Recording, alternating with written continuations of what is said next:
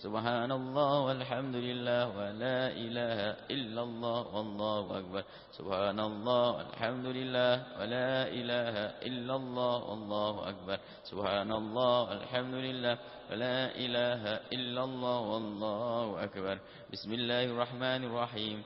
Qul huwallahu ahad, Allahus samad, lam yalid wa lam yulad wa lam yakul lahu kufuwan ahad. Bismillahirrahmanirrahim. Qul huwallahu ahad, Allahus samad, lam yalid wa lam yulad wa lam yakul lahu kufuwan ahad. Bismillahirrahmanirrahim. Qul huwallahu ahad, Allahus samad, lam yalid wa lam yulad wa lam yakul lahu kufuwan ahad. Bismillahirrahmanirrahim. Qul a'udzu birabbil من شر ما خلق ومن شر غاسق إذا وقب ومن شر النفاثات في العقد ومن شر حاسد إذا حسد. بسم الله الرحمن الرحيم. قل أعوذ برب الناس ملك الناس إله الناس من شر الوسواس الخناس الذي يوسوس في صدور الناس من الجنة والناس. بسم الله الرحمن الرحيم. الحمد لله رب العالمين الرحمن الرحيم مالك يوم الدين إياك نعبد وإياك نستعين اهدنا الصراط المستقيم صراط الذين أنعمت عليهم غير المغضوب عليهم ولا الضالين آمين. بسم الله الرحمن الرحيم.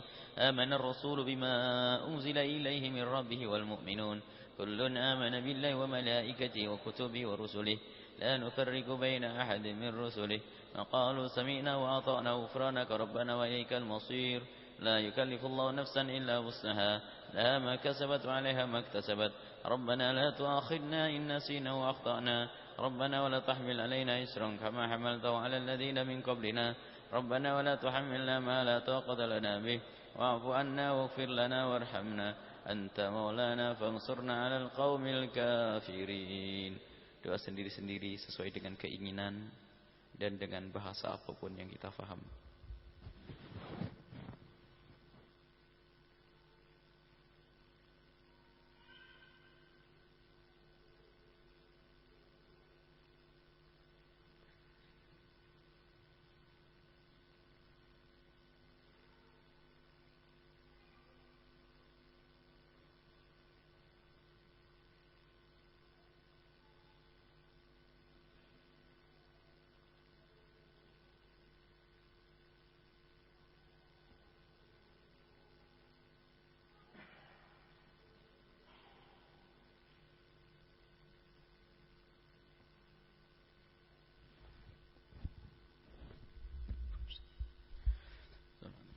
Ya Arhamar Rahimin, Ya Arhamar Rahimin, Ya Arhamar Rahimin, Farij alal muslimin. Ya Arhamar Rahimin, Ya Arhamar Rahimin, Ya Arhamar Rahimin, Farij alal muslimin.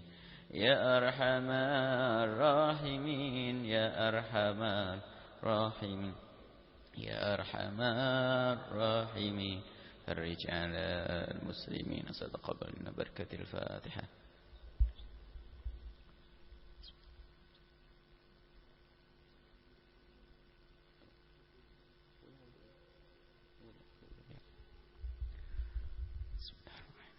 Baik, para orang tua kami, saudara-saudari, adik-adik, alhamdulillah kita bisa melanjutkan pertemuan kita ini dan yakini ini pertemuan menuju surga Allah.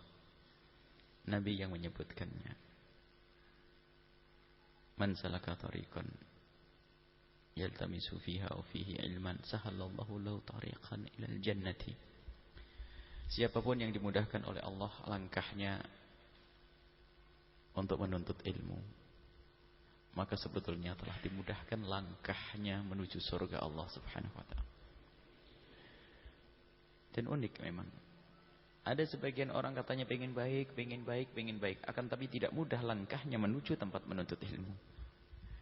Mungkin dia hanya memperbanyak ibadah. Ibadah tidak akan benar kecuali dengan ilmu. Setan yang memangkas. Jangan lewat situ, lewat sini loh jalan pintas. Sehingga malas belajar. Malas ngaji. Sehingga amalnya tidak diterima oleh Allah karena tidak bekal dengan ilmu. Setan menghalangi, memangkas di tengah.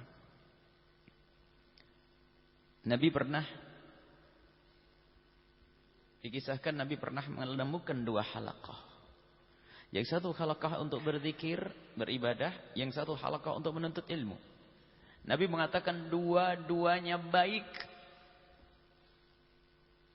Akan tapi yang ini yang menuntut ilmu aku lebih senang. Makanya tadi kita kumpulkan zikirnya. Zikir kita kumpulkan dan majelis ilmu. Dan semua program kita dimanapun tidak ada zikir, sholawat kecuali harus ada majelis ilmunya biarpun hanya 10 menit. Dan tolong ini, para ulama-ulama dulu mengadakan hadroh, nasyid untuk orang berkumpul untuk diberi ilmu, bukan untuk berkumpul hanya berkumpul saja. Ada kebanyakan kumpul-kumpul selesai. Padahal mereka membuat sesuatu yang menarik agar orang berkumpul baru nanti diberi ilmu. Ada macam-macam dari ulama-ulama terdahulu membuat sesuatu. Sampai suatu ketika kita punya guru mulia Habib Hasan bin Ahmad Baharun. Masuk desa, masuk kampung itu susah ngumpulin orang untuk ceramah. Zaman itu masih zaman adanya fotografi, foto. Jadi foto itu kalau masuk kampung itu hebat, aneh. Jadi yang foto 1 orang, nanti yang lihat 1 kampung. Jadi setelah foto, beliau membawa foto, minggu depan biasanya dikirimkan kalau sudah jadi. Sengaja setelah orang berkumpul nanti makan di luar fotonya. Setelah kumpul orang, sebelum foto ini dibagi, beliau menyampaikan pesan-pesan Allah. Intinya buat perkumpulan untuk ilmu. Artinya ilmu ini adalah menuju surga Allah. Dan alhamdulillah kita dikumpulkan di sini, dimudahkan oleh Allah melangkahkan kaki ke sini. Enggak cukup ada orang tertipu yang hanya memperbanyak ibadah. Ibadah tanpa ilmu tidak diterima oleh Allah. Dan harus ada belajar terus. Maka kita sudah masuk fikih juga. Tapi sebelum kita membahas tentang hukum-hukum atau fikih, kita lanjutkan pembenahan urusan kita dengan sesama. Sudah beberapa episode kita berbicara tentang urusan dengan rumah tangga. Dan tanyakan kepada diri kita sendiri, sudahkah ada perubahan dalam rumah kita? Sudahkah kita semakin santun dengan pasangan? Sudahkah kita lebih mesra, lebih indah, lebih lembut? Atau ilmu kita ilmu yang gak manfaat, masih saja keras sama suami, masih saja keras sama istri? Mana ilmu yang sudah kita ambil beberapa waktu yang lalu?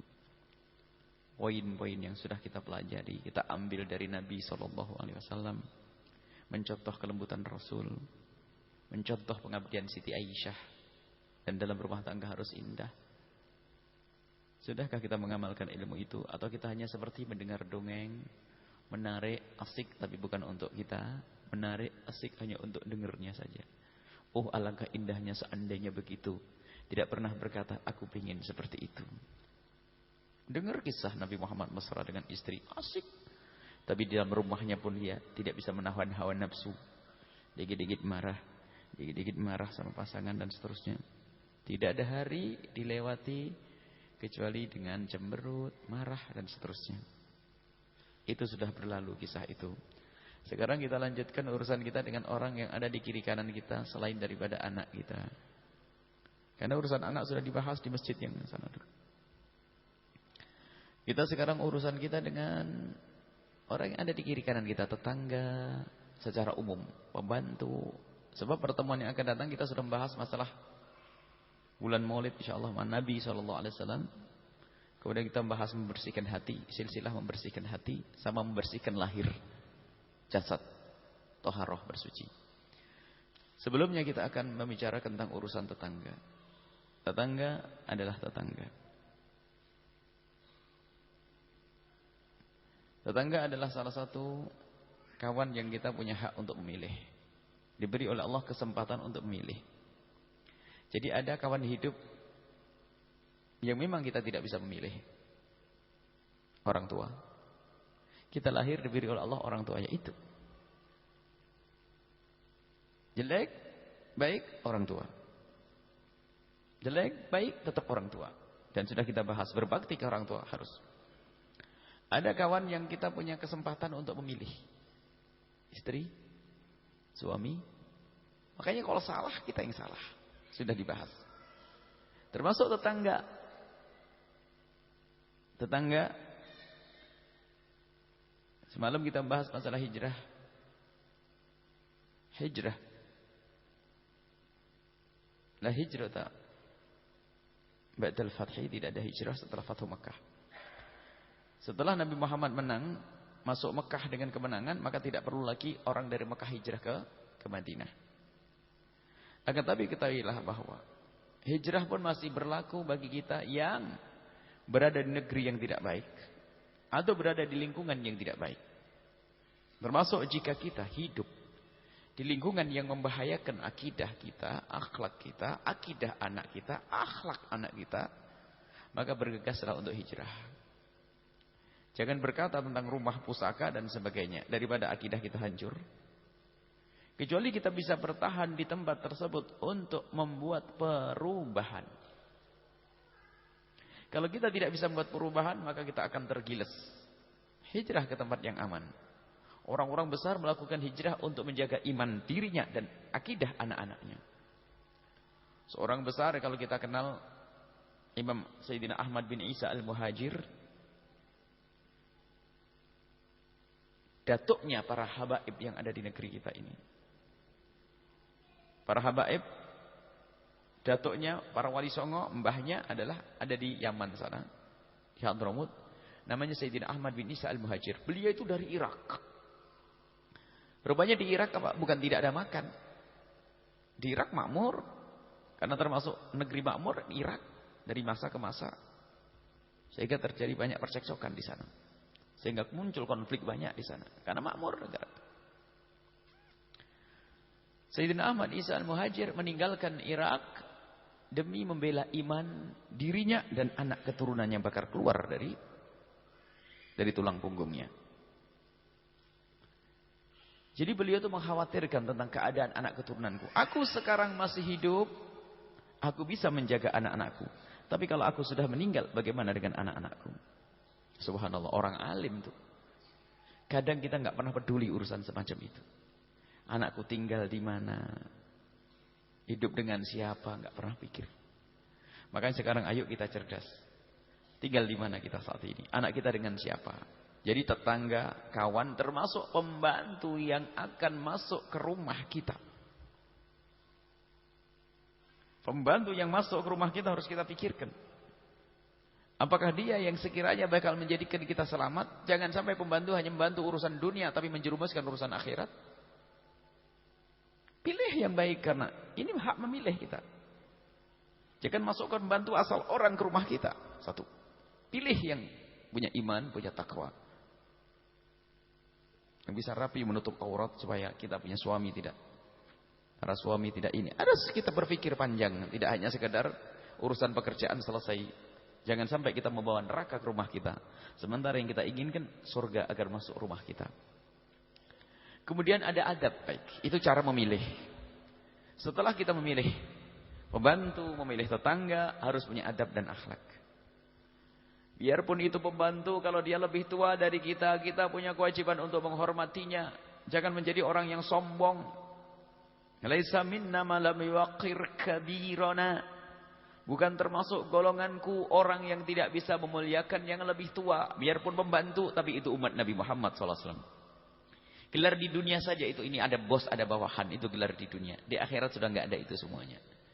Di akhirat gelar kedekatan kepada Nabi yang sangat tampak. Semakin dekat kepada Nabi di dunia, semakin cinta ke Nabi, dekat dengan Nabi nanti. Biarpun seorang pembantu dia, biarpun seorang karyawan, biarpun seorang kuli. Jadi kuli dan bos itu gelar di dunia. Maka dari itu, ayo kita berakhlak yang mulia dengan orang yang ada di rumah kita. Bertutur kata yang lembut. Kalau kita harus memanggil pembantu kita, panggil dengan panggilan yang bagus. Dan semua orang tahu bahasanya akhlak itu indah. Dimanapun dan kapanpun.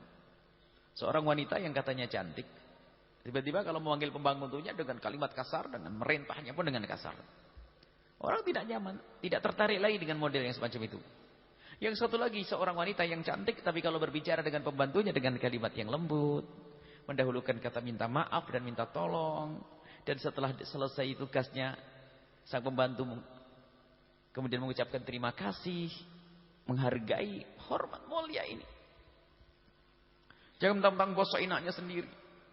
Biarpun itu pembantu, kalau dia lebih tua dari kita, kita perlu menghormati dia. Kalau ibu panggil ibu, mbok panggil mbok, tetap dengan bahasa hormat, dengan sikap yang hormat. Karena Nabi mengatakan laisa minna man lam yuqir kabirana. Tidak termasuk golongan kami yang tidak bisa menghormati orang yang lebih tua. Memang dia bekerja untuk kita perintah, tapi cara memerintahnya pun ada adab. Kenapa sih beradab saja kok susah? Sementara adab itulah yang menjadikan orang semakin dekat kualitasnya di hadapan Allah. Memasukkan hamba ke surga adalah akhlakul karimah. Jadi akhlak, ayo dengan membantu di rumah kita. Kadang ada kesombongan. Yang mulai kaya sudah gaya. Kalimatnya Masya Allah. Innalillah. Dengan kelembutan coba. Meminta tolong. Sampai ada salah satu seorang kekasih Allah. Mau membangunkan pembantunya. Itu masih bertanya dulu. Jam berapa tadi dia tidur? Saya tidak ingin dia yang bekerja seharian kurang tidur lalu aku bangunkan. Allah. Mikir. Jangan seenaknya bentak sana bentak sini. Akhlak. Laisa minna ma lam yuqir kabirana. Kemudian tentang urusan tetangga Nabi menyebutkan man kana yu'minu billahi wal yawmil akhir falyukrim jarah. Yang beriman kepada Allah dan hari akhir hendaknya memuliakan, menghormati tetangga. Tetanggamu adalah tetanggamu. Harus kita hormat kepada mereka. Memuliakan tetangga. Dan kita memuliakan tetangga karena iman. Perintah Allah. Bukan karena basa-basi. Sebab di negeri kafir pun, negeri barat pun menghormati tetangga dalam rangka basa-basi. Kalau aku tidak menghormati, dia tidak menghormati aku. Nah, itu kan ada. Di negeri kafir pun ada. Kalau aku tidak menjaga rumahnya, nanti rumahku tidak dijaga. Rendah sekali motivasinya. Tapi kita motivasinya iman. Man kana yu'minu billah. Iman kepada Allah.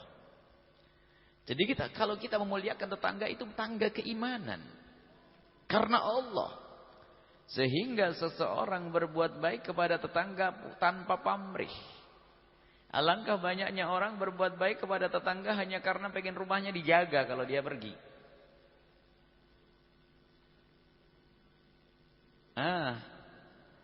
Ternyata di saat ada pencuri, sadar tetangganya cuek, marah dia, kurang ajar. Sudah saya baikin, tak taunya rumah saya dimasukin pencuri. Saja lah kan? Karena tidak karena Allah dia berbuat baik kepada tetangga. Ayo kita berakhlak yang mulia. Tetangga adalah tetangga, baik atau buruk adalah tetangga. Rasulullah sangat hati-hati menjaga tetangga. Jangan sakiti mereka.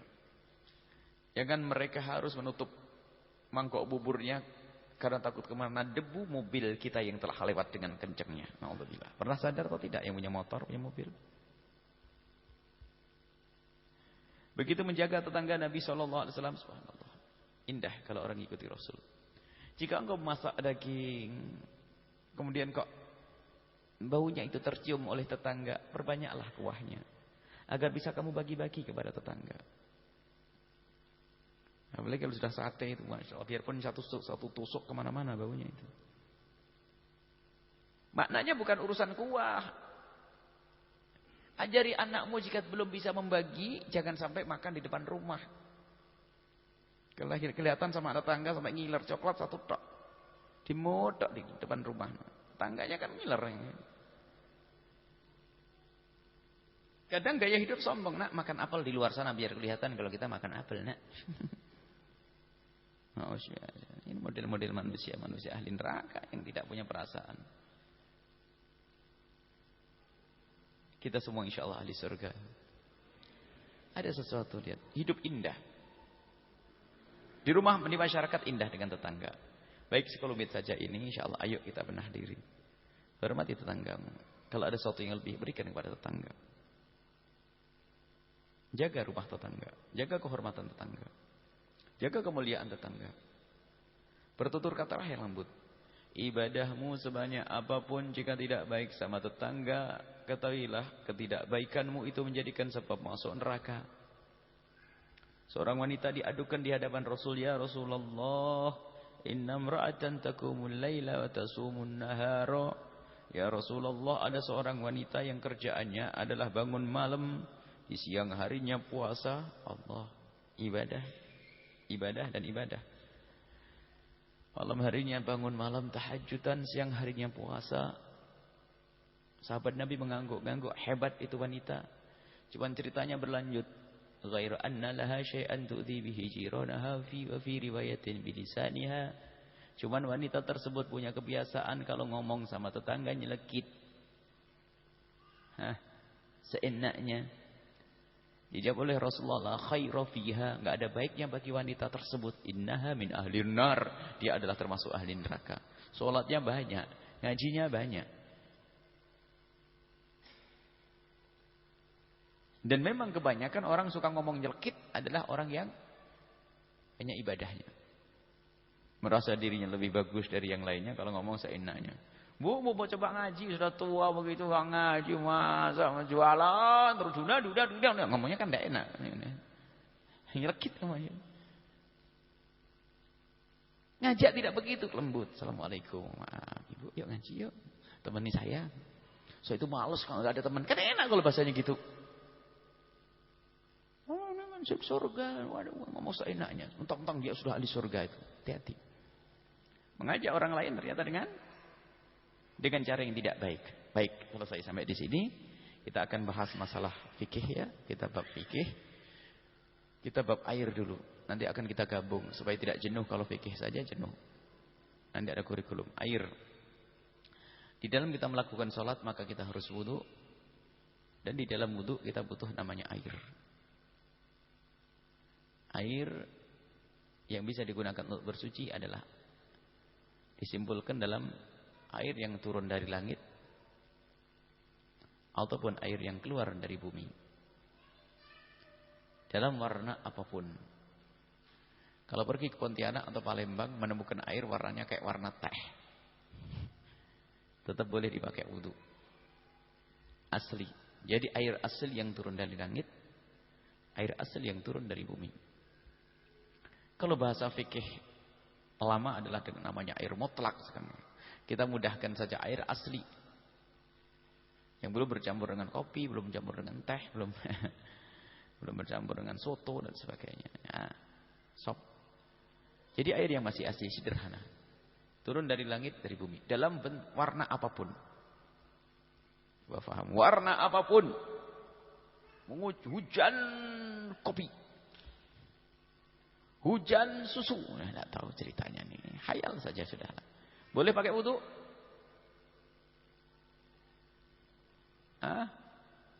Boleh karena turun dari langit. Enggak ada orang buat susu di atas sana. Enggak ada orang buat kopi. Yang ada kopi di warung tuh. Makanya dalam warna apapun sampai mengatakan biarpun warnanya hitam turun dari langit. Cuman enggak ada hujan kopi ini.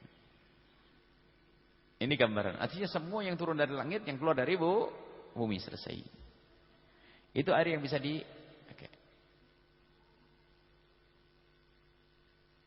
dalam definisi lain adalah air suci yang mensucikan atau air asli. Nanti air ada 4. Ulama membahas macam air. Yang pertama adalah air suci dan mensucikan, yaitu air asli tadi. Air suci yang mensucikan itu dengan 3 syarat. Air asli yang belum dipakai untuk bersuci. 2, tidak bercampur dengan sesuatu yang suci sampai berubah. 3, tidak terkena najis. Nah, syaratnya 3. Kalau air tersebut masih asli, belum dipakai untuk wudu atau mandi besar, tidak bercampur dengan sesuatu yang sampai merubah sifatnya. Yang ketiga adalah tidak terkena najis, maka air itu dipakai wudu. Contoh. Air ini dipakai wudu atau belum? Kalau tidak pakai bahasa pertanyaan ini dulu, nanti jawabnya kebanyakan orang bingung. Air kemasan boleh nggak pakai wudu?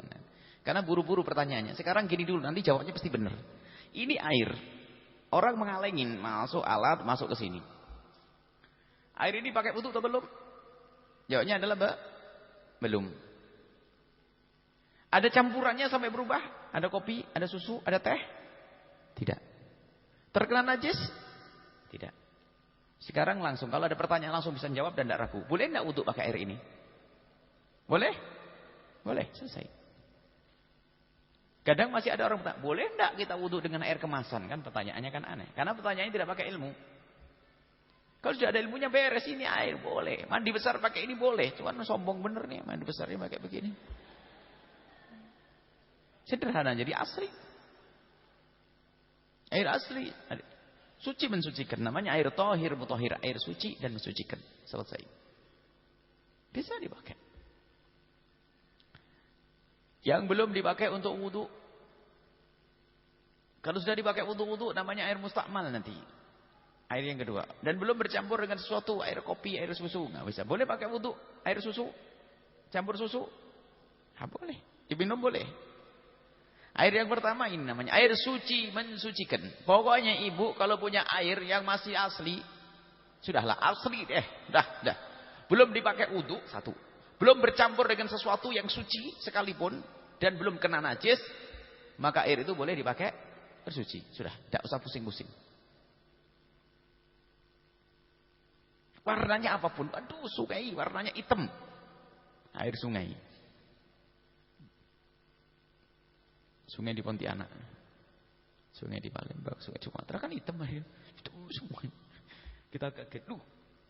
Cuman memang begitu. Yang kedua adalah air yang suci. Tapi tidak bisa dipakai untuk bersuci. Bersuci itu adalah wudhu dan mandi besar. Dok. Atau membersihkan najis. Yang kedua adalah air suci. Tapi tidak bisa digunakan untuk bersuci. Air suci yang tidak bisa digunakan untuk bersuci ada dua. Air tersebut suci. Tapi kita tidak boleh menggunakannya untuk bersuci. Yang pertama adalah air yang bercampur dengan sesuatu yang suci sampai berubah.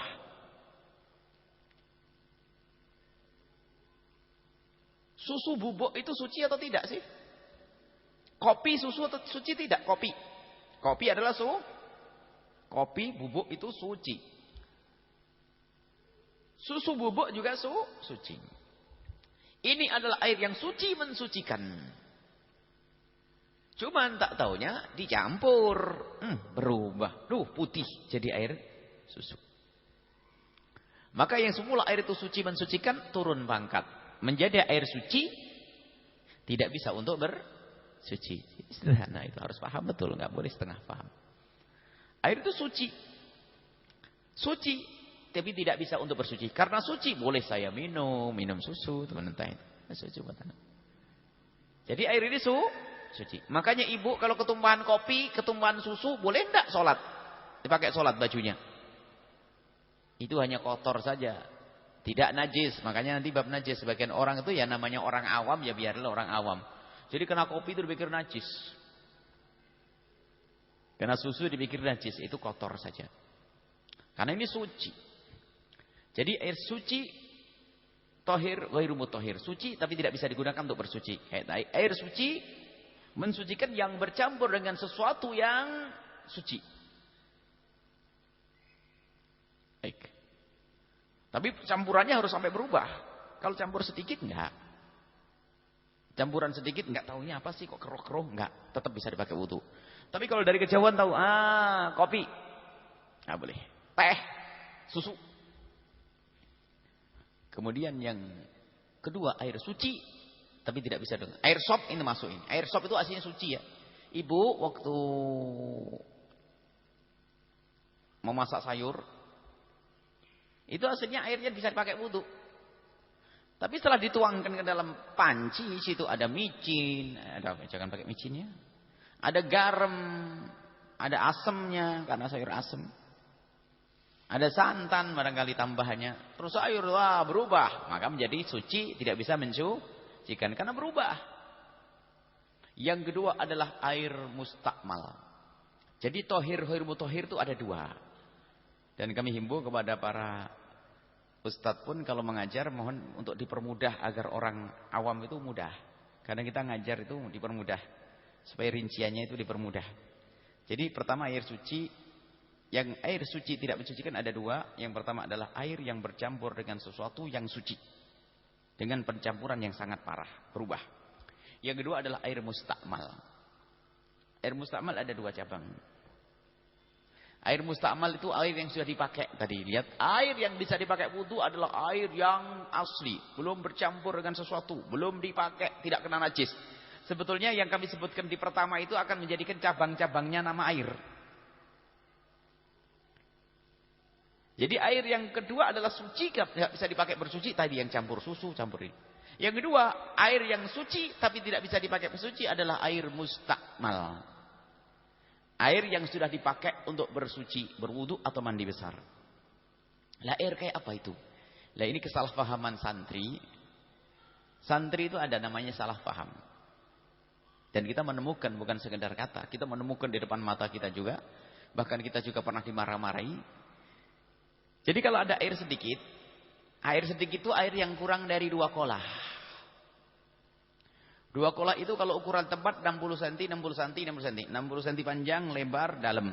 Panjang, lebar, dalam. 60 cm, 60 cm. 2 kolah. Kalau pakai liter kurang lebihnya 216 liter. 216 liter anggap saja. Kalau sudah lebih dari itu namanya air banyak. Nah, kalau air sedikit namanya kurang dari itu semuanya. Lah air mustakmal itu adalah dulu santri ini lihat. Kalau ada air sedikit kemudian kesentuh tangan begitu katanya mustakmal. Mustakmal. Nah ini pasti ngantuk waktu nyantri dulu itu. Perlu dicambuk itu. Ini kita menemukan banyak itu. Dan santri yang pindah ke pondok kita pun selalu kita tanya, "Iya Bu ya begitu waktu di pondok itu." Itu ilmu dari dapur sambil liwet, tidak ngaji itu sebetulnya. Ada air, bahkan dulu tuh ada namanya padasan. Enggak tahu padasan itu istilah apa ya. Ada semacam tempat air, kemudian ada lubangnya. Itu kalau itu pakai tangan dimarahi, jangan begitu, mustakmal nanti. Mustakmal. Pernah juga kita suatu ketika habis makan, kan di pondok kan makan begitu. Kita akan keliling dulu, sering kita tabarukan ngambil pondok ini, ngambil pondok itu. Dan kita ingat betul waktu itu, habis makan, rupanya ada air mau digunakan untuk wudu. Ya langsung aja kita selesai makan, saya mau colek itu, ambil untuk nyuci tangan. Hah, ini bukan wudu, mustakmal. Sementara kita itu sudah tahu, Mas, subhanallah, benar-benar salah faham ini merata. Jadi air kesentuh tangan langsung dikatakan mustakmal. Bagaimana? Ini dari mana rumusnya air mustakmal kesentuh tangan mustakmal? Nggak ada seperti itu. Nah ini kita fahamkan di sini. Jadi ibu yang namanya air mustakmal ada 2, mustakmal untuk mengangkat hadas, mandi besar atau wudu. Yang kedua adalah mustakmal untuk membersihkan dari najis. Air mustakmal yang pertama yang digunakan untuk wudu. Jadi kalau tidak bekas wudu sama bekas mandi besar tidak akan jadi mustakmal. Kalau hanya kesentuh tangan yang suci tidak akan mustakmal. Jadi kalau kesentuh tangan tidak mustakmal. Bahkan kalau ada air di segelas kita aduk-aduk begini dengan tangan, pakai wudu sah. Ini baru dirubah, ini kesalahpahaman. Dan ada ini coba. Mungkin ada di antara para pendengar ini, para hadirin ini juga yang pernah dengar kesalahpahaman ini. Bukan dia yang salah paham, dengar kesalahpahamannya. Kesentuh langsung mustakmal. Astagfirullah. Dari mana itu semuanya? Jadi mustakmal itu syaratnya 3. Kalau mustakmal yang pertama, mustakmal raf'il hadasi syaratnya 3. Air sedikit. Air kurang dari 2 kolah digunakan untuk berwudu. Kemudian air tersebut adalah digunakan untuk membasuh yang fardu. Basuhan fardu dalam wudu itu basuhan yang pertama. Basuhan yang kedua tidak menjadikan air mustakmal. Basuhan yang ketiga tidak akan menjadikan air mustakmal. Hanya basuhan yang pertama saja. Basuhan yang kedua saja tidak menjadikan mustakmal. Bagaimana saya nyuci tangan langsung jadi mustakmal? Ini kesalahpahaman. Dan banyak di kampung-kampung begitu. Apalagi nanti kalau bab masalah membersihkan najis itu. Waduh, masalah. Diseksa orang kampung gara-gara guru yang ngantuk tadi. Ibu-ibu kalau mau mencuci baju harus pakai lober. Sudah itu hamil tua, pakai timba, airnya harus begini. Diseksa oleh ustadz tadi itu. Makanya kepada fikih tidak seperti itu. Fikih itu sangat gampang, ringan. Menjadi berat karena kesalahpahaman. Jadi air mustakmal yang pertama adalah airnya sedikit. Ini air sedikit. Kurang dari kolah. Yang kedua digunakan untuk basuh yang fardu. Kemudian yang ketiga yang dinamakan air mustakmal yang terpisah dari anggota wudu yang dibasuh tadi yang pertama. Maka kalau kita begini membasuh, yang muktamar adalah, yang mustakmal adalah tetesannya saja. Ini yang mustakmal. Adapun sisanya ini yang kesentuh tidak akan jadi mustakmal. Ini loh. Pokoknya air sedikit digunakan untuk basuh yang mandi besar, guyuran yang pertama biur, maka yang putus dari anggota tubuh kita itu mustakmal. Kalau belum terpisah dari anggota tubuh tidak akan mustakmal. Contoh, ada air 1 mangkok. 1 bak kecil. Saya niat mandi besar. Nawaitul husla, saya niat mandi besar. Saya masukkan jari kelingking saya. Mandi besar. Saya tarik. Baru mustakmal nih. Karena apa? Saya gunakan untuk basuh yang wajib. Biarpun hanya, ya kelingking tok. Iya, biarpun jari kelingking. Sebab sudah memenuhi syarat kalau air tersebut digunakan untuk membasuh yang wajib. Habis haid, habis junub. Nawaitul husla. Ini tok. Ini dibuka. Saya niat mandi besar. Masukkan jemari. Habislah airnya mustakmal nih. Tapi sudah dipakai untuk membasuh yang wajib. Maka ini kesalahpahaman ibu. Jadi air boleh diaduk-aduk dengan tangan tidak akan jadi mustakmal. Kesalahpahaman santri. Salah satu ustadz masuk pondok kita dulu. Ya marah-marah gara-gara kolam kamar mandi waktu itu di rumah kontrakan. Kolam kamar mandi itu agak hitam. Dipikir sudah enggak sah. Ini alamatun najasah, alamatnya najis. Tidak ada najis masuk. Siapa yang mencebur? Siapa yang buang air di dalam kamar mandi, di dalam kolam? Ada kesalahpahaman nanti insyaallah kita bahas itu. Terlalu buru-buru gitu. Jadi air yang dinamakan air mustakmal para bapak ibu bukan air yang kesentuh sama tangan kita, bukan yang kita aduk-aduk, akan tapi air yang memenuhi 3 syarat. Digunakan untuk airnya sedikit, digunakan untuk membasuh yang wajib, kemudian yang ketiga sudah terpisah. Kalau air 1 kolam gede, kita mandi besar nyebur, naik, tidak akan jadi air mustakmal. Kenapa? Airnya banyak. Tapi airnya sedikit. Airnya cuma 150 liter. Kita mandi, nyebur, naik, jadi mustakmal. Tapi sampai digambar oleh ahli fikih. Ada mungkin seorang suami pengen wudu.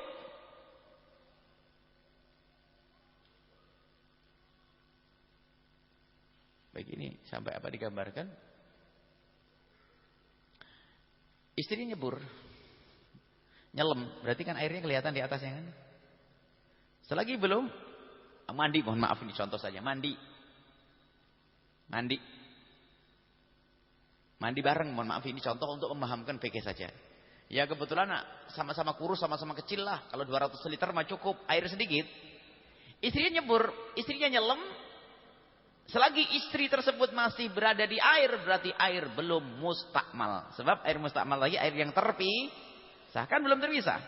Istrinya nyebur bilang, "Bang, cepet nyebur. Kalau saya naik nanti airnya mustakmal." Nggak ngerti dia. "Oh ya dek, jangan naik dulu ya." "Iya."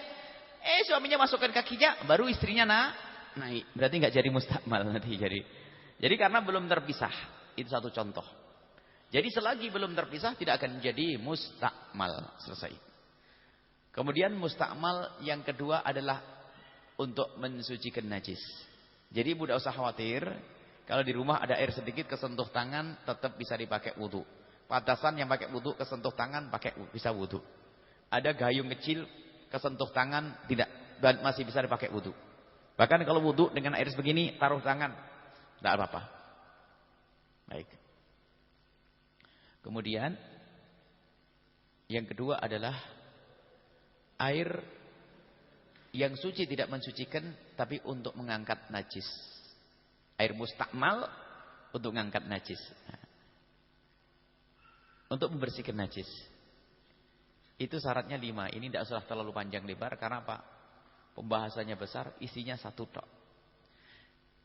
Yaitu kalau kita punya najis, ini nanti yang akan Buya perlebar di masalah mencuci baju dengan mesin cuci nanti. Buya perlebar di situ. Kalau masalah ini ringan. Kalau ini najis, maka awas kalau kita hendak mencuci baju, mencuci yang kena najis. Jika air banyak di kolam menceburin saja nggak apa-apa. Tidak ada masalah. Tapi kalau kita punya air sedikit atau baknya ukuran air sedikit. Kalau baknya ukurannya air sedikit, maka jangan salah. Jangan salah. Kalau air itu, nanti air yang terakhir sebetulnya. Air sedikit dimasuki najis, maka air menjadi najis. Tidak bisa suci. Hati-hati. Kalau biasanya ini malas di mesin cuci nanti. Air dulu dituangin ya. Air dulu sambil nunggu, setelah airnya penuh, baru bajunya masukkan. Sementara air di dalam mesin cuci, kalau mesin cucinya tidak sampai 200 liter, 216, maka air sedikit. Berarti najis semuanya. Habis najis begini mentuk garuk-garuk. Rambutnya najis. Najis semuanya najis. Makanya hendaknya baju yang kena najis taruh dulu. Baru airnya dituangkan. Makanya air mustakmal untuk mengangkat najis syaratnya ada 5. Yang pertama air sedikit. Airnya sedikit. Yang kedua air itu didatangkan. Air didatangkan. Air sedikit harus didatangkan. Kalau air sedikit didatangi menjadi rusak, jadi najis. Jadi kalau ibu mencuci, tolong di bak itu taruh baju kotor dulu, baju najis. Bukan baju kotor, baju najis. Yang kena pipis, kena apa? Baju taruh di bak dulu.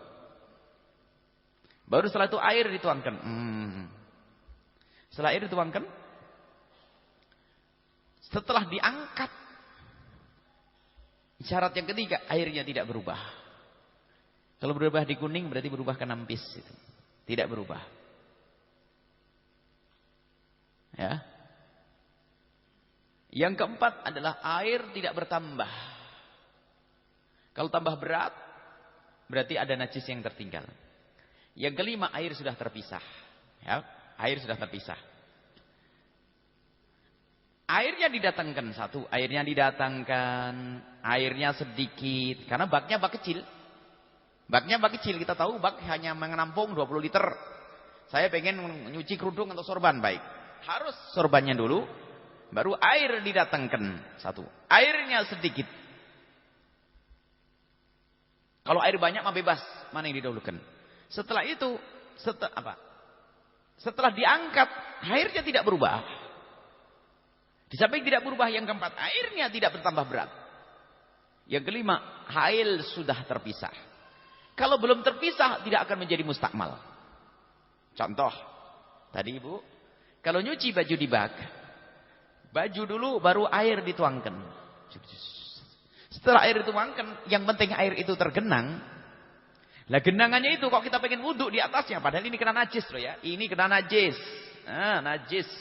Mau saya cuci baju ini. Tatonya punya timba satu, punya air cuma satu timba tok. Setelah diguyurin baru ingat, ya Allah, saya belum wudhu. Jangan diangkat dulu ini baju. Biarkan baju di dalamnya. Sebab kalau baju diangkat jadi musta, biarkan baju di sini, kita wudhu di atasnya saja.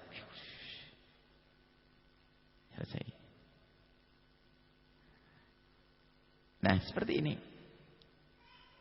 Nah, ini kalau kita menyuci baju begini tidak harus pakai lober, nggak harus pakai penuh. Ini loh ibu-ibu di kampung itu kita pernah dengar ibu-ibu di kampung diseksa sama ustadz itu. Hah? Harus lober 3 kali lagi, hamil tua lagi. Wah, nasib itu. Suaminya nggak bantu. Nah, ini fikihnya. Padahal yang namanya mencuci baju yang kena najis, yang penting kalau air itu datang, asalkan baju ini sudah tenggelam oleh air, merata namanya. Tenggelam, biarpun enggak melober, sudah suci, tinggal diangkat saja suci. Biarpun ini berubah, ini suci. Berubahnya ini menjadikan hukumnya air berbeda, bukan menjadikan ini tidak suci. Yang penting di sini enggak ada najis, selesai. Airnya kok kuning, berarti air ini najis jadinya. Bukan mustakmal tadi najis. Tapi bajunya gimana? Bajunya suci. Karena najisnya ketinggal di sini. Jadi cara mencuci baju diantaranya seperti ibu kalau pakai bak nggak usah pakai melober, nggak usah pakai tumpah, nggak usah pakai ini, nggak usah.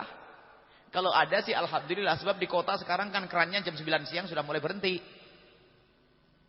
Kalau di kampung mau biar terserah, sungai mah ada. Cuman kita harus ngerti. Dan begini loh fikihnya memang. Jadi cukup kalau memang air yang penting menggenang sudah selesai. Tidak harus 3 kali dan tidak harus melober, tidak harus penuh. Selesai itu. Baru yang terakhir adalah masalah najis. Yang keempat, nanti baru kita bicara tentang bagaimana mencuci. Setelah kita tahu apa sih yang menjadikan air itu rusak. Jadi air itu akan menjadi air yang najis, air mutanajis. Air yang keempat. Air ketiga ya.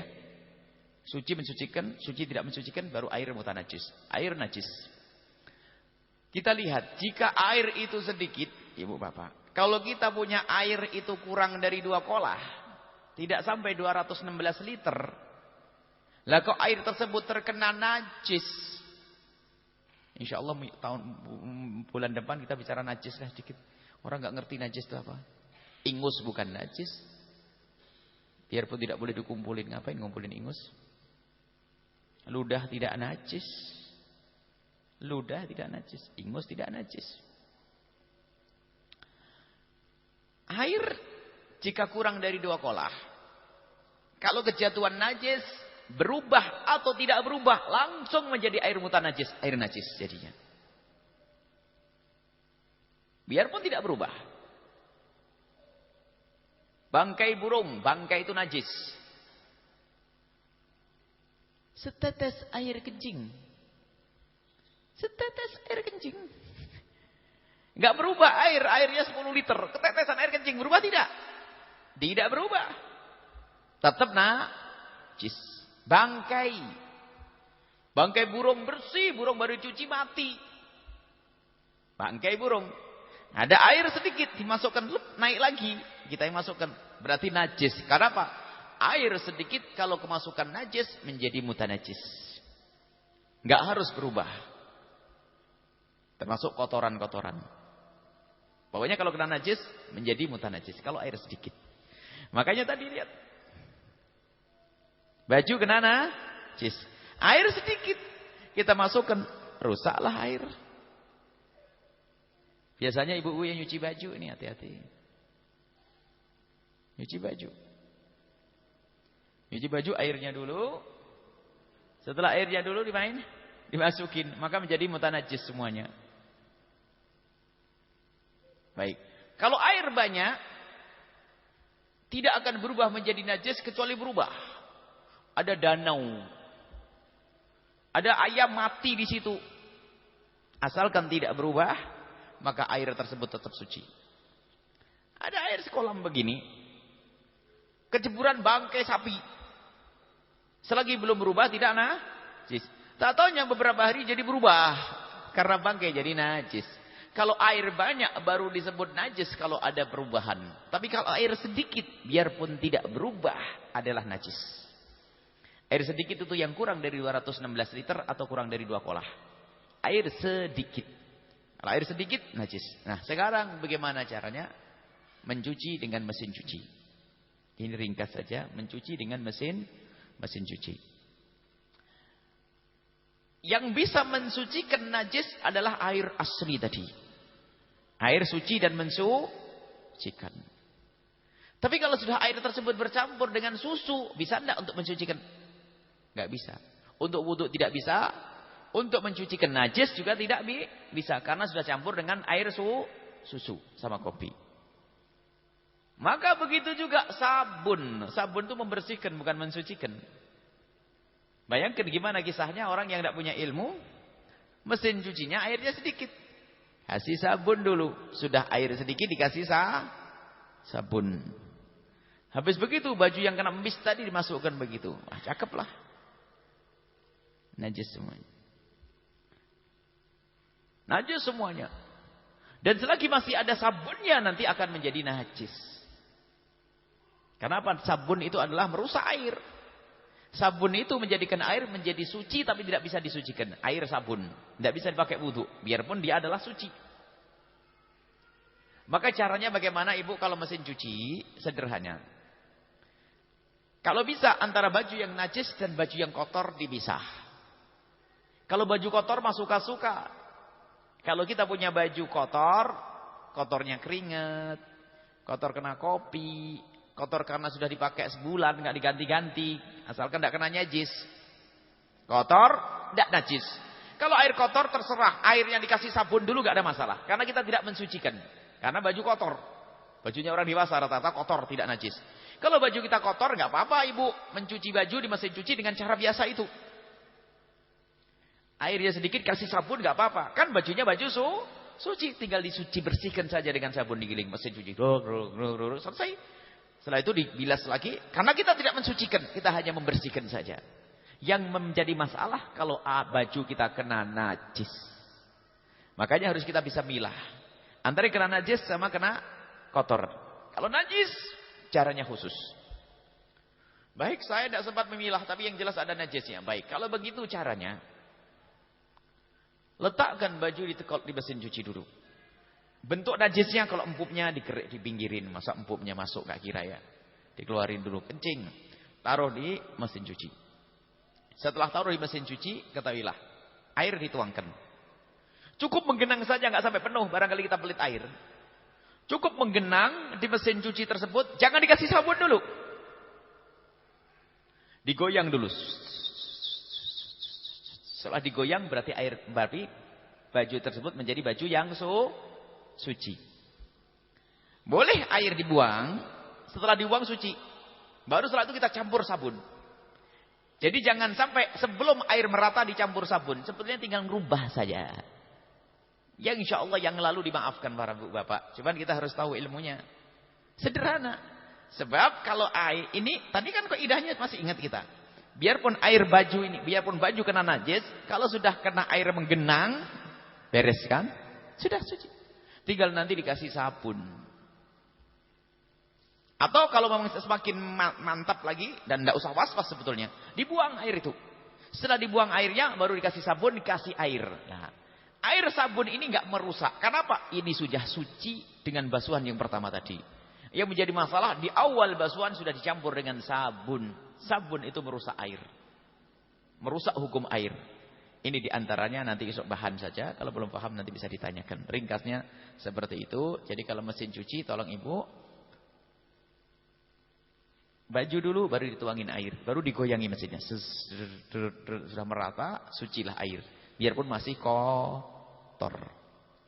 Suci tapi masih kotor. Tinggal untuk membersihkannya dikasih sabun. Setelah sabun diaduk. Setelah diaduk dengan sabun, maka setelah itu sabunnya dibuang, gak ada masalah. Sudah beres ini. Sudah beres. Dan air yang didatangkan tidak menjadi najis. Ingat ya. Baju najis, air dituangkan menjadikan air musta'mal, bukan menjadikan air najis. Tapi kalau dibalik, maka artinya apa? Kalau ini baju diangkat, air ini tetap tidak najis, asalkan tidak berubah menjadi kencing, bau kencing. Jadi air ini kita pakai, ini diminum pun boleh, dibikin kuah. Kita yakinkan saja. Karena air ini adalah bukan air mutanajis, karena caranya apa? Airnya didatangkan, bukan airnya yang didatangi. Tapi coba kalau kita balik, rusaklah. Air sedikit, lalu sorban yang kena najis dimasukkan. Najis semuanya. Itu di dalam madhab kita Imam Syafi'i radhiyallahu anhu. Baik, ini saja ringkasnya. Nanti insyaallah ada masalah najis nanti akan dibahas lebih panjang. Kita akan beri yang ringan untuk meringankan. Ini ringan sebetulnya supaya tidak repot. Tidak akan berubah, hanya caranya tok. Masa berubah? Semua orang kalau mau mencucikan seperti ini caranya. Nggak ada yang berubah. Bahkan lebih ringan nanti. Lebih ringan. Sebab ada orang kena was-was meresnya sabun itu sampai bersih. Karena apa? Nggak puas. Takut ada kena najis. Karena salah dari najis. Tapi kalau sudah caranya benar, sabun itu yang biarpun ada putih-putihnya nggak kena masalah. Kenapa? Airnya suci. Dan bajunya sudah suci. Dan nanti bagaimana mencuci lantai? Gak usah kalau mencuci lantai digebyur semuanya. Karpet, gak usah digebyur semuanya. InsyaAllah nanti ada pertemuan yang akan datang supaya ringan. Supaya rumah kita suci semuanya. Cara mencucikan baju pun gampang. Baik, ini saja. Jika ada hal yang mau ditanyakan dipersilahkan. Wallahu a'lam. Air yang keempat, air musyammas. Air yang makruh digunakan tapi gak berlaku di Indonesia. Gak usah dibahas. Itu hanya di negeri Arab sana yang panas. Di Indonesia gak ada air musyammas. Gak ada air yang kena matahari lalu makruh dipakai. Gak ada di negeri kita. Baik, ini saja. Allahu a'lam bishawab.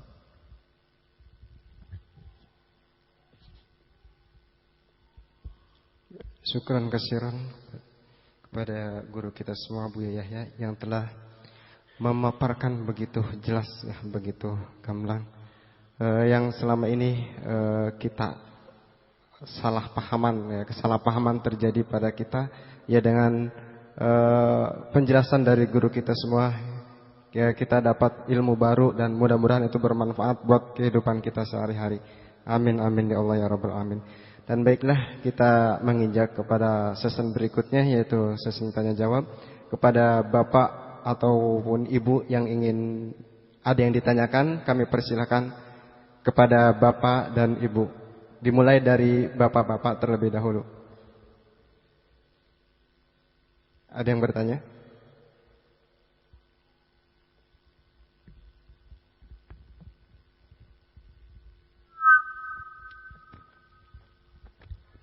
Maju aja, Pak.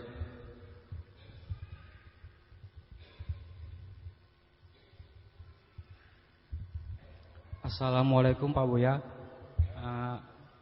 Ada yang mau saya tanyakan tentang air. Ada bak yang isinya 2 kula, tapi sebelum kejatuhan tai cicak itu kan najis. Itu belum 2 kula. Apakah air itu kita isi sampai 2 kula itu bisa mensucikan kembali air itu?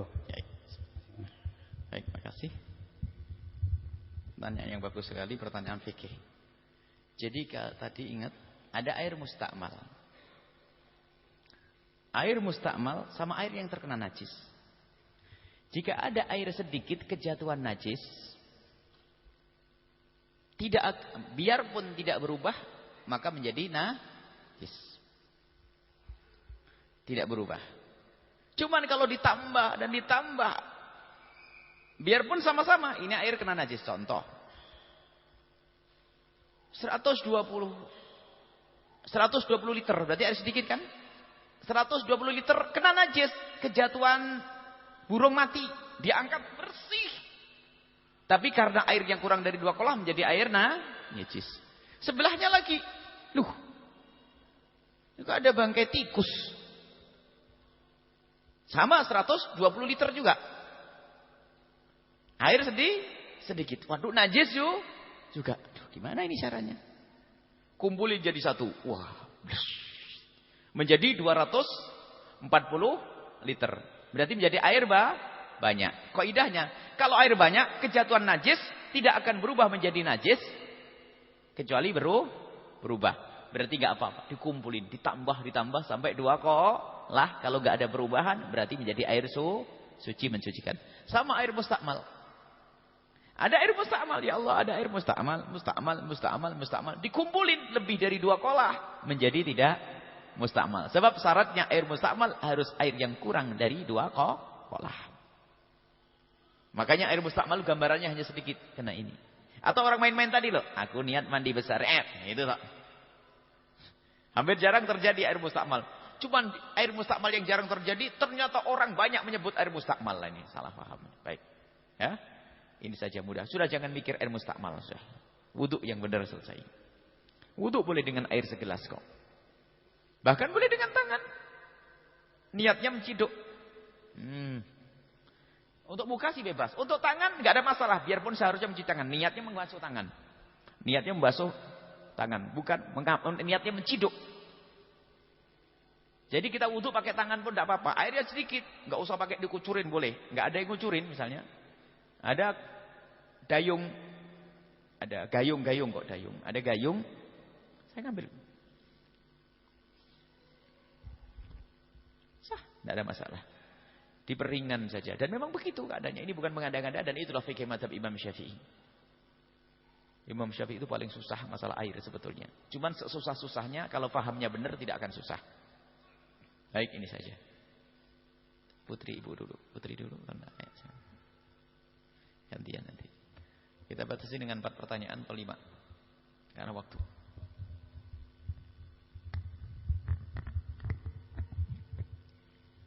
Bismillahirrahmanirrahim. Assalamualaikum warahmatullahi wabarakatuh. Assalamualaikum warahmatullahi wabarakatuh. Buya, saya mau tanya. Kebetulan posisi saya tinggalnya di perumahan. Dan itu tidak ada langsung dari air tanah gitu Buya. Jadi airnya air pam. Dan itu kan melalui proses penyulingan gitu kalau pam. Itu bisa dikatakan air suci atau tidak? Yang kedua, itu kan kalau di perumahan itu saya menggunakan penampung air di atas. Dan itu kemarin sebelum musim hujan, itu kalau begitu buka keran panas. Itu bisa buat wudhu. Soalnya ada yang dengar, ada yang bilang katanya nggak bisa karena udah kena sinar matahari. Baik, yang Ya, pertama, gitu yang pertama. Assalamualaikum warahmatullahi wabarakatuh. Assalamualaikum. Yang pertama, disuling dari apa itu? Kalau air kencing yang disuling tetap air kencing. Tapi kalau air selokan yang disuling, air selokan kalau disuling, air selokan itu air apa sih? Air suci bercampur dengan macam-macam. Ya, ada air kencing, ada sampah busuk, ada ini. Baik.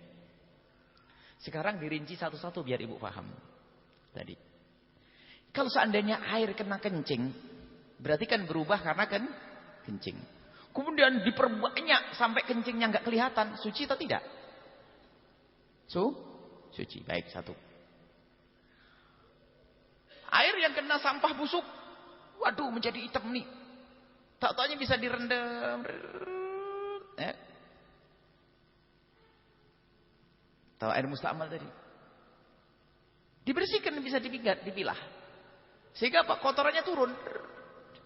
Naik, bersih, di atasnya jernih lagi. Dan lebih dari 2 kolah. Kena najis tidak ada masalah. Nah di situ adalah ada air kencing. Kan macam-macam, ada orang kencing. Kalau seandainya yang disuling dari mana kira-kira? Seandainya yang disuling dari selokan saja, nggak mungkin sulingan dari selokan, nggak ada yang mau orang ya.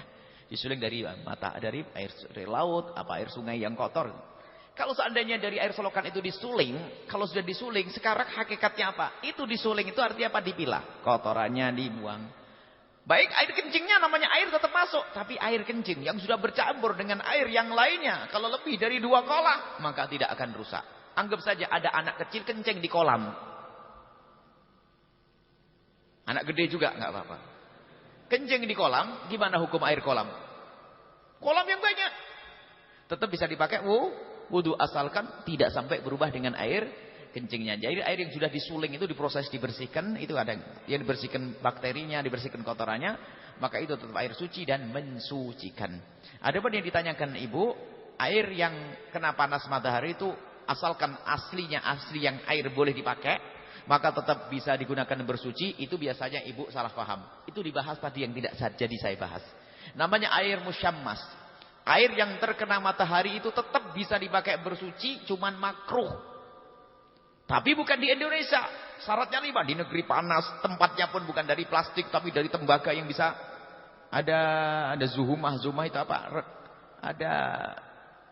Ada bahannya yang terpisah karena matahari terus naik. Kemudian di saat panas-panasnya air, kemudian kalau sudah dingin nggak panas lagi, nggak makruh lagi. Jadi di Indonesia nggak ada air makruh itu. Ibu kalau ada yang melarang itu salah paham itu. Ada namanya air musyammas, air yang terkena matahari, hukumnya makruh tapi tetap suci dan sah. Dengan syarat yang pertama adalah air terkena matahari panas karena matahari. Kemudian di saat panas-panasnya. Kalau sudah dingin nggak jadi.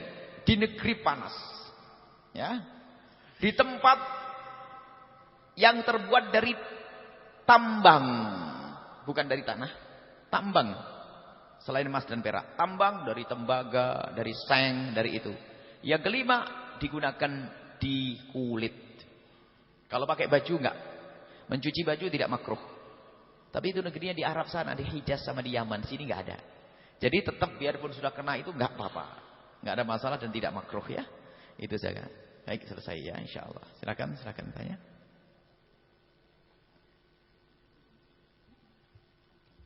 Kaporit tidak merusak air supaya tidak bertanya. Kaporit tidak merusak air karena itu untuk membenahi air. Kaporit itu untuk menghilangkan bakteri. Assalamualaikum Ustaz. Assalamualaikum warahmatullahi wabarakatuh. Maaf, saya mau nanya.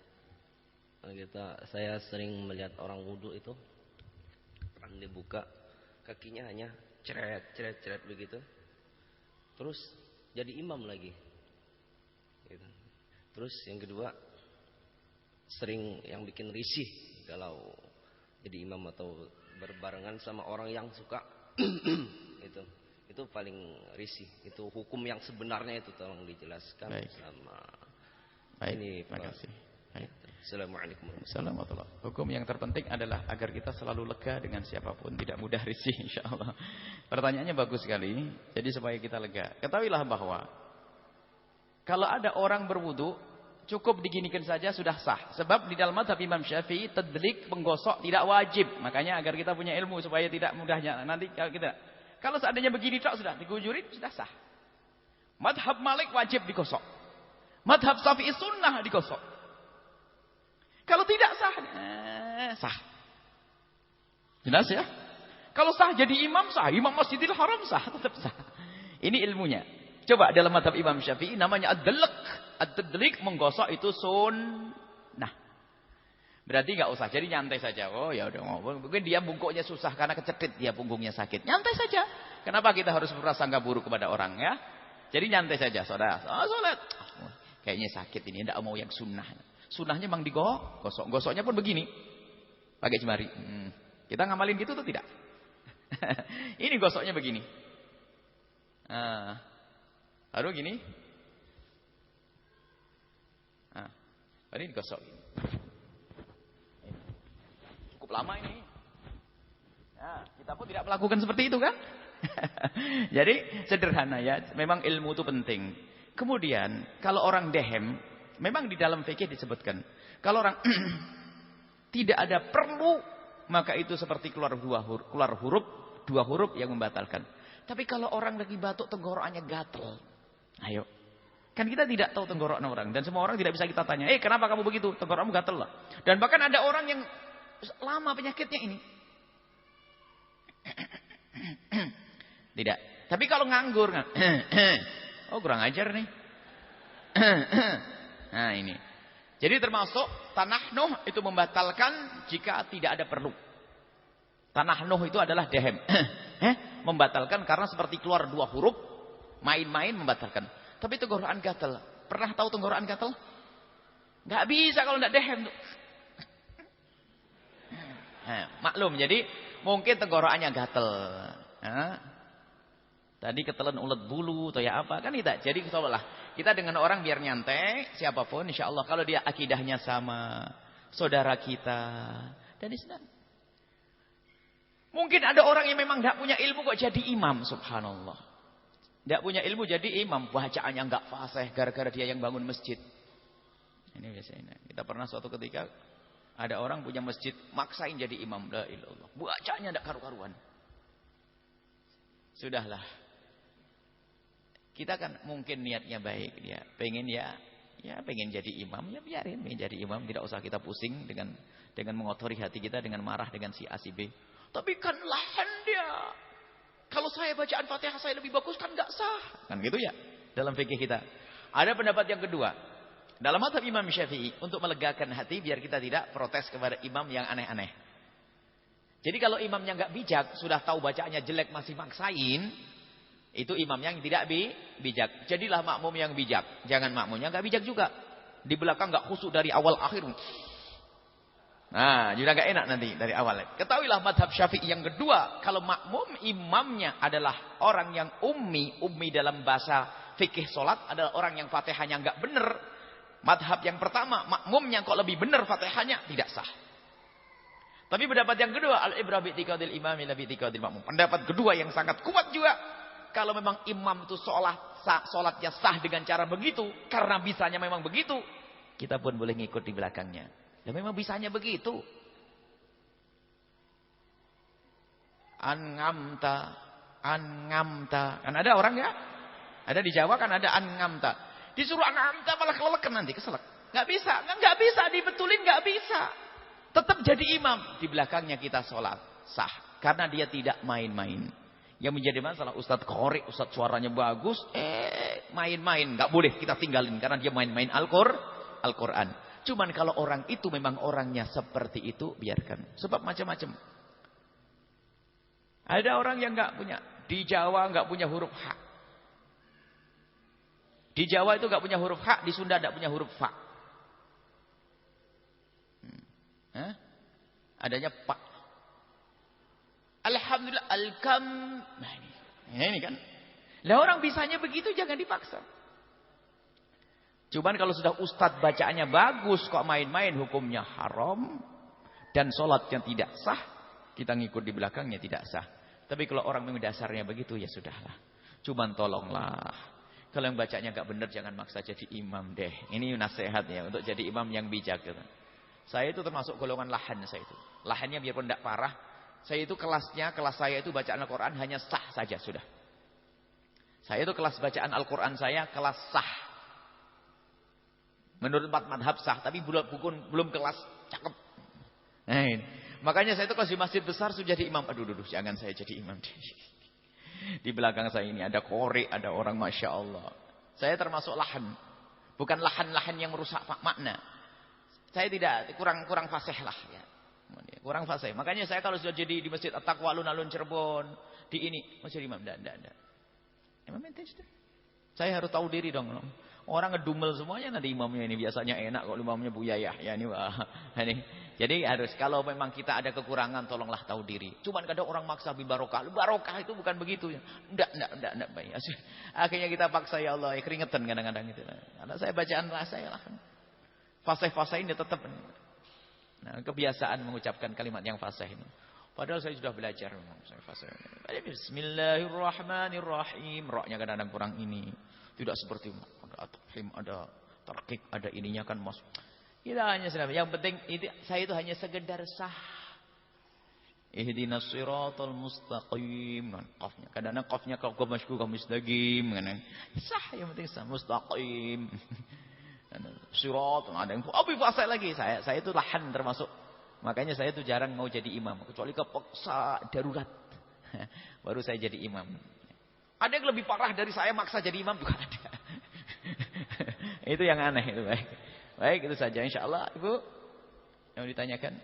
Terima kasih pertanyaan itu memang betul pertanyaan ini sering terjadi. Ada kejadian-kejadian gitu. Ayo. Silakan.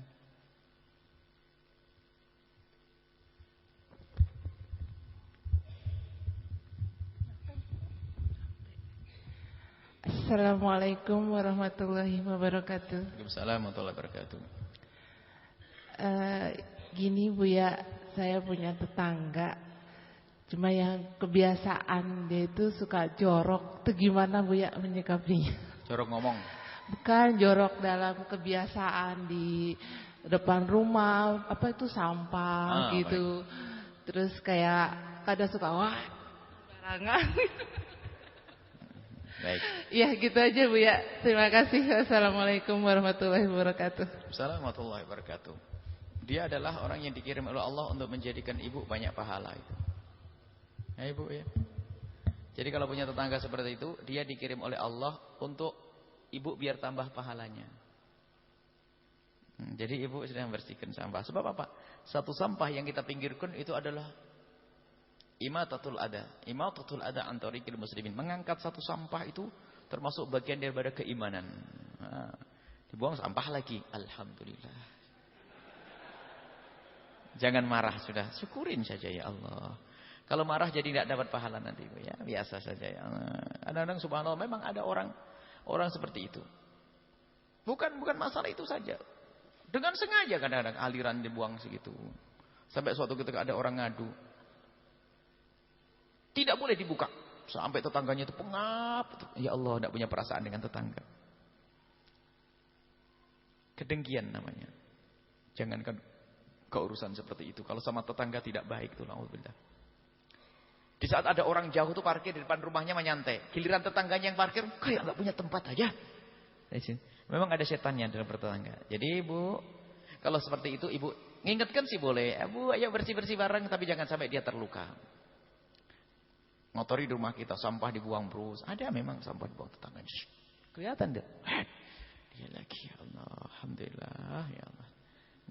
Cari pahala kok susah, ini dikirim nih. Jadi jangan marah. Tetangga Ibu, sampai suatu ketika ada orang ribut sama tetangga terus, ribut, nyakiti tetangga. Ngadu ke Rasul sallallahu alaihi wasallam. Ngadu ke Rasul, ya Rasulullah saya punya tetangga begini. Nah Ibu yang bertanya. Ibu yang bertanya, ibu ngomong nanti kelewatan kalau lagi ngobrol. Saya cerita ya. Nah, ceritanya kalau sudah keluar baru cerita. Ini bertanya ini. Ibunya cerita sekarang. Jadi ada ceritanya, ada orang ngadu ke Rasulullah. Tetangganya itu gak baik. Gimana Rasulullah, apakah saya balas? Jawab Nabi apa? Kalau kamu balas berarti kamu sama dengan dia. Kamu pengen beda atau tidak? Pengen dia, sudah kamu sabar. Kalau kamu balas berarti sama. Nanti ada orang ngomong, tetanggaku ibu yang ini kayak gitu. Jadi lagi nanti. Jadi harus sabar Rasulullah. Sudah insyaallah. Kalau kita balas berarti sama. Mana kelebihanmu? Kelebihanmu adalah di saat sabar. Dan sabar adalah luar biasa. Itu saja insyaallah ya. Satu lagi dilelang ini, Bapak atau Ibu ini? Bapak silakan.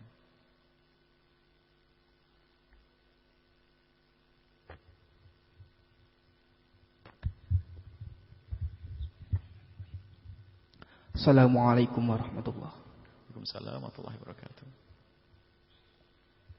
Pak Ustadz, saya mau bertanya mengenai air yang bersih. Jadi saya kurang paham. Kalau saya menuangkan air dari air keran, terus ditaruh ke bak, nah setelah itu dibuat mandi hadas besar, bisa nggak? Terus kena tangan gitu tadi, diacak-acak. Terus itu yang pertama. Tadi yang kedua, jadi saya pernah sering melihat ibu-ibu itu pas azan Isya tetap melakukan pengajian. Jadi sholat Isyanya itu dikebelakangkan. Apakah itu yang utama? Apakah yang utama sholat Isya dulu? Sekian. Assalamualaikum. Assalamualaikum warahmatullahi wabarakatuh. Jadi kalau kita mengeluarkan air dari keran, taruh di bak. Kemudian setelah itu kita mandi besar. Asalkan cari mandi besarnya adalah kita ambil. Kita mandi di luar. Kalau sudah mandi di luar, misalnya kita ambil gayung, kita gebyurkan biur. Ambil lagi biur. Kalau tidak ada gayung, pakai tangan. Saburkan begini. Tapi kan susah pakai tangan, anggap gayung. Biur begitu. Maka setelah kita suci, setelah kita basuh sekali basuhan, maka tangan kita kecelup sini tidak akan merusak karena tangan kita sudah suci. Yang menjadi bermasalah adalah kita nyelupin tangan niat. Aku niat mandi besar. Biarpun satu jari kelingking yang masuk sudah menjadikan air tersebut air mustakmal. Jadi kalau mandi begini pure, ada sisa pakai buat yang lainnya. Boleh wudu yang lainnya. Cuman caranya saja jangan nyebur. Mandi besar itu anggota tubuhnya kan semuanya. Biarpun yang nyebur hanya kelingking saja menjadi rusak air tersebut. Nyebur pakai niat. Tapi kalau kita masukkan tangan belum niat, biarpun saya mau mandi besar, masih betulin ya. Ini ngerapiin, lalu kecebur tangan kita, tapi kita belum niat. Karena belum niat berarti belum mandi besar. Air tidak rusak. Yang merusak kita pakai niat. Aku niat mandi besar. Makanya ini kesalahpahaman yang banyak sekali, betul yang ditanyakan ya seperti itu. Gara-gara ini kadang-kadang belum niat pun sudah kesentuh, katanya, Mustakmal, kamu kan kena hadas besar kamu kan junub, jangan nyentuh air. Ini ada lagi begitu. Memang ada begitu yang ditanyakan, ini ada. Selagi saya tidak niat, biarpun saya nyebur tidak akan menjadi mustakmal. Saya nyebur naik. Kamu mandi ya? Mandi besar ya? Enggak. Terus ngapain ya? Basahin badan saja deh. Belum niat kok. Boleh pakai wudu. Yang menjadikan rusak niat dan sudah dicelup dan sudah terpisah. Selagi belum terpisah enggak? Misalnya sudah terlanjur niat. Aduh, sudah niat nih. Nyebur sekali, itu baru. Ya, jelas ya? Kemudian yang kedua, sebaik-baik sholat memang di awal waktu. Di awal waktu. Kalau menunda adalah keluar dari waktu fadilah. Cuman kadang ada ditunda karena satu kepentingan. Nabi pernah menunda sholat Isya di waktu malam karena kepentingan. Di antara menunggu orang. Termasuk di antaranya kalau ada majelis ilmu yang diadakan tidak setiap saat. Tidak setiap saat. Bahkan kalau diadakan setiap saat sekalipun, karena pertimbangan waktu, bahkan di pondok pesantren sering terjadi semacam itu. Jadi Isya'nya ditunda karena apa? Antara maghrib dengan Isya itu kalau cuma 30 menit tanggung. Sementara anak kadang-kadang pengen pulang. Jadi ditunda Isya'nya itu tidak termasuk melanggar, hanya kehilangan keutamaan. Akan tapi keutamaan sholat waktul fadilah. Waktul fadilah itu adalah mendengar adzan, melakukan sholat 2 rakaat, ngambil air wudu, nutup aurat, sholat 2 rakaat, sholat itu waktul fadilah. Sedikit sekali waktul fadilah. Cuman karena satu hajat, misalnya ilmu, nggak ada masalah. Tidak masalah ditunda. Dan itu biasa dilakukan di tempat-tempat mulia yang memang untuk belajar. Khususnya di sebuah pesantren yang memang memfasilitasi anak belajar dari luar. Kalau habis sholat maghrib dipotong dengan sholat isya setengah jam, sudah minta pulang setelah itu anak-anak kampung itu. Anak-anak kampung habis sholat isya langsung pulang. Makanya isyanya ditunda dulu biar belajar sholatnya sempurna. Isyanya ditunda sedikit nggak apa-apa dan tidak haram. Menunda waktu tidak haram. Hanya dalam keadaan normal nganggur nggak ada apa-apa, kehilangan keutamaan sholat awal waktu. Sholat itu sebaik-baik sholat awal waktu. Termasuk sholat duhur, termasuk sholat isya. Ada riwayat dari Nabi sholat isyanya Nabi ditunda. Itu bukan menunjukkan ditunda itu lebih bagus, tidak. Karena satu hal. Waktu itu Nabi menunjuk jamaah yang lainnya. Ditunda. Jamaah belum datang. Ada kesibukan ditunda Nabi. Sampai yang nunggu itu tidur. Sampai ketiduran, sampai keluar suaranya. Dan itu juga diambil oleh ulama pemahaman. Orang tertidur tidak membatalkan wudu kalau tidurnya duduk. Ini pembahasannya. Jadi nggak apa-apa ditunda untuk sebuah ilmu yang memang mereka butuh. Coba kalau langsung diajak sholat. Biasanya habis sholat merasa sudah selesai, bubar deh, pulang. Ditunda sudah nggak sholatnya nanti. Baik, ini saja insya Allah. Mari kita tutup dengan doa. Jangan lupa majelis berikutnya. Jangan lupa tanggal 28 Desember. Ini berapa rombongan dari sini? Biar tahu di Cirebon nanti. 28 Desember atau 6 Rabiul Awal. Nanti ada tim membuat rombongan pakai bis. Untuk ada silaturahmi nasional. Jadi ada majelis akbar maulid di Pondok Pesantren Al-Bahjah Cirebon. Jam 7 pagi sampai jam 11. Setelah itu bisa ziarah Wali Songo, Sunan Gunung Jati dan seterusnya. Jadi mohon bagi ada kesempatan datang ke sana. Kalau pakai rombongan-rombongan, kalau tidak bisa nginap sebelumnya, nanti disiapkan tempat tinggalnya. Kalau menginap di sana, siapkan tempat tinggal ala kadarnya, ya. Bawa bantal sendiri-sendiri. Insyaallah adalah bantal tidur. Tidur itu nggak akan sadar di atas bantal kalau tidak bantal. Kalau sudah tidur itu ngantuk, nggak mikir kasur, nggak mikir bantal, insyaallah. Yang jelas ada tempat, insyaallah. Teman-teman dari Bandung, dari Jawa Timur itu semuanya pada rombongan untuk bisa datang ke pesantren.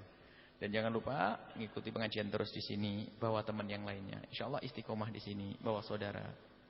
Ini kita gabungkan antara fikih lahir dan fikih batin nanti ya. Nggak cukup orang fikih lahir tok, jago fikih lahir tapi hatinya suka ngedendam, marah sama orang, benci sama orang. Penyakit batin lebih bahaya. Biarpun dia jago ibadah, biarpun dia orangnya jago ngaji, tapi kalau sama orang hatinya adalah ngiri, sombong, gak ada guna. Maka majelis ini kita gabungkan antara fikih lahir dan fikih batin. Dan jangan lupa ibu untuk mengikuti pengajian. Jika tidak sibuk dengan tugas ngajar, ngaji, ibadah yang lainnya. Kalau ibu kelas-kelas penganggur, bapak-bapak pengangguran, habis sholat subuh, setiap Senin pagi bisa diikuti MNC TV setiap Senin pagi. Jam 5 sampai 6 itu siaran langsung. Bagi yang pengangguran. Tapi kalau sudah punya kegiatan rutin apa, ya sudahlah insyaallah niat yang baik. Tapi kalau kegiatannya dunia, bolehlah ditunda dulu lah, 1 jam saja kok. Nggak bisa ngikuti. Dan itu juga silsilah. Silsilah pembenahan hati sekaligus hubungan baik kita kepada Allah dan kepada manusia. Ini saja, mari kita tutup dengan doa. Bismillahirrahmanirrahim. Datang enggak kira-kira ini Bu di Cirebon ya? Insyaallah biar tahu jangan-jangan ini siapa ini, biar tahu sesungguhnya ada apa sih di Cirebon. Jangan-jangan pabrik minuman keras di sana nanti. Nah, kan belum mendengar apa yang ada di sana itu. Tahulah sudah melihat dengar pengajiannya berhari-hari, jangan-jangan di sana tempat penyamun atau apa. Jadi dilihat, berguru itu dilihat keadaan di sana seperti apa. Di sana ada pesantren Ibu, barangkali ada anak-anak ibu-ibu bisa di sana. Ini ada pesantren menghafal Quran. Kemudian juga ada sekolah yang lainnya, pesantren macam-macam lah dilihat di sana. Ada stasiun radio, ada dakwah. Bismillahirrahmanirrahim. Alhamdulillahirabbil alamin. Allahumma shalli ala sayyidina Muhammad wa ala sayyidina Muhammad.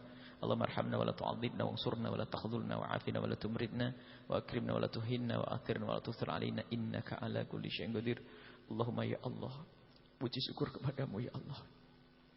Engkau mudahkan kami untuk berkumpul di sini ya Allah. Kau pilih kami untuk bisa berkumpul di sini ya Allah. Maka kami mohon seperti Engkau kumpulkan kami saat ini ya Allah.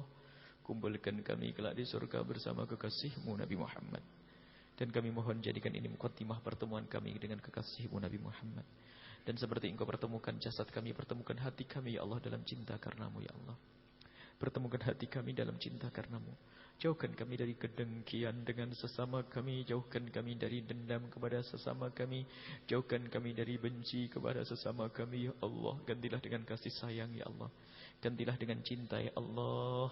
Maka kami mohon, jika ada saudara kami, sahabat kami yang memusuhi kami, membenci kami, mendengki kami, menggunjing kami, menfitnah kami, berbuat zalim kepada kami mohon ampuni mereka. Jangan kau timpakan musibah kepada mereka ya Allah.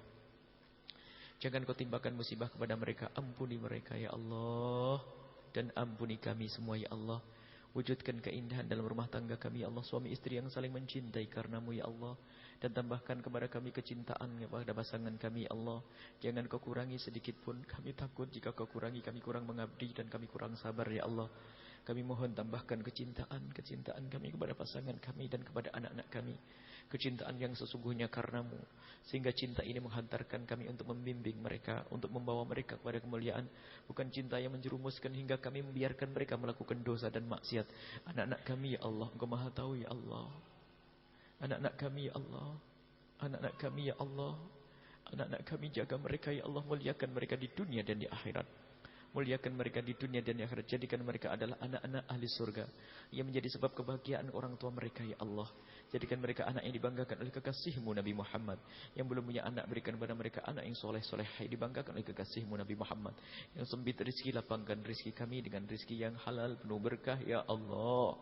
Dan berikan yang sakit sembuhkan, yang punya hutang mudahkan kami dalam bayar hutang kami. Dan kami mohon ya Allah berikan kepada kami semua ya Allah umur panjang dalam ketaatan serta sehat walafiat. Dan berikan kepada kami semua ilmu yang manfaat ya Allah, ilmu yang manfaat. Dan kami mohon ampuni orang tua kami dan guru-guru kami. Berikan kasih sayangmu kepada mereka ya Allah. Orang tua kami dan guru-guru kami semua ya Allah. Berikan kasih sayangmu kepada mereka ya Allah. Dan kami mohon ya Allah, anak-anak kami ampuni mereka. Yang bekerja bersama kami, mereka telah membantu kami. Kami mohon ya Allah, angkat derajat mereka, muliakan mereka semua ya Allah. Dan yang berjuang bersama kami, berikan ketulusan kepada mereka, angkat derajat mereka, muliakan mereka di dunia dan di akhirat ya Allah. Muliakan di dunia dan di akhirat. Dan kami mohon ya Allah, jaga hati kami. Jauhkan kami dari punya hati yang mudah tersinggung. Kami ingin hati kami lapang, mudah memaafkan kepada siapapun ya Allah. Dan kami mohon jika ada di antara yang hadir di sini, jika ada di antara mereka yang tersinggung perasaannya oleh kalimat-kalimat kami mohon gantilah dengan kebahagiaan ya Allah. Kami tidak sengaja untuk menyinggung mereka. Gantilah dengan kebahagiaan, berikan kepada mereka segala kebaikan ya Allah. Berikan kepada kami semua husnul khatimah, mati dalam keadaan iman ya Allah. Iman. Dan kami mohon jadikan ucapan kami di akhir hayat kami kelak saat Kau hendak mencabut nyawa kami. Kami mohon ya Allah, hati dan lidah kami ya Allah mampu mengucapkan kalimat agung dan mulia. La ilaha illallah Muhammadur Rasulullah. La ilaha illallah Muhammadur Rasulullah. La ilaha illallah Muhammadur Rasulullah sallallahu alaihi wasallam. Rabbana atina fid dunya hasanah wa fil akhirati hasanah wa qina adzabannar. Wa sallallahu ala sayyidina Muhammadin wa ala alihi wa sahbihi wasallam. Walhamdulillahirabbil alamin. Al-Fatihah.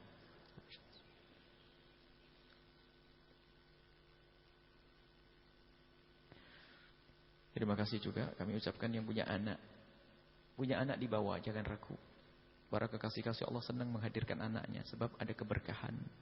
Jadi enggak ada alasan punya anak, anaknya jadi alasan, anaknya ditinggal bawa saja sini. Biar mantap sini, karena anak itu biarpun roh akalnya belum dengar tapi rohnya mendengar. Dan ini pendidikan yang sesungguhnya. Anak nangis jerit enggak apa-apa. Pokoknya ibunya diam saja. Baik insyaallah, baik ya. Bawa anaknya, jangan ragu. Bawa biar biasa dengan kebaikan. Insyaallah ini saja. Mohon maaf, mohon doa selalu. Wabillahi taufiq hidayah. Assalamualaikum warahmatullahi wabarakatuh.